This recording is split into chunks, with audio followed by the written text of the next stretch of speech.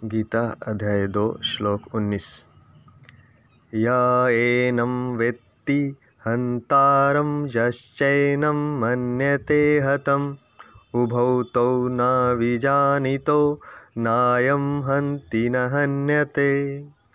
जो इस आत्मा को हन्तारम अर्थात मारने वाला समझता है तथा जो इसको हतम मरा हुआ मानता है, वे दोनों ही नहीं जानते कि यह आत्मा वास्तव में न तो किसी को मारता है और न किसी के द्वारा मारा जाता है। नायम हन्ति न हन्यते, न किसी को मारता है न किसी के द्वारा मारा जाता है।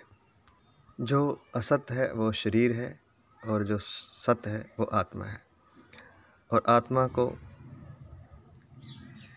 ना तो मारा जा सकता है, ना आत्मा किसी को मारता है। हम केवल जो असत शरीर है उसको नुकसान पहुंचा सकते हैं, लेकिन उस शरीर को मारने पर भी यह आत्मा मारा नहीं जाता है। तो वो भ्रम में है जो ये समझता है कि आत्मा मारा गया, केवल शरीर का नुकसान हुआ।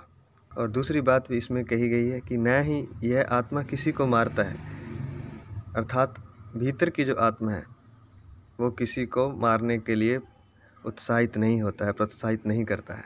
तो हम किसी को मार देंगे या हमें कोई मार देगा, ये दोनों बातें भ्रम है।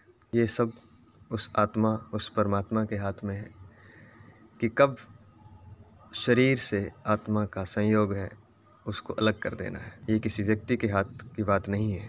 इसलिए जिसको भी भय लगता हो वो इन श्लोकों को ध्यान से सुने, समझे, क्योंकि किसी भी शरीर द्वारा किसी दूसरे शरीर का नुकसान हमें लगता है कि कोई कर सकता है, लेकिन यह सब भी जो भीतर आत्मा बैठी हुई है, जो भीतर हमारे परमात्मा बैठा है, उसके इशारों पर होता है। उसके इशारे के बिना एक पत्ता भी नहीं हिलता है। कुरान में तो यहाँ तक कहा गया है कि मरने वाले व्यक्ति का समय निश्चित है और समय ही नहीं, स्थान भी निश्चित होता है।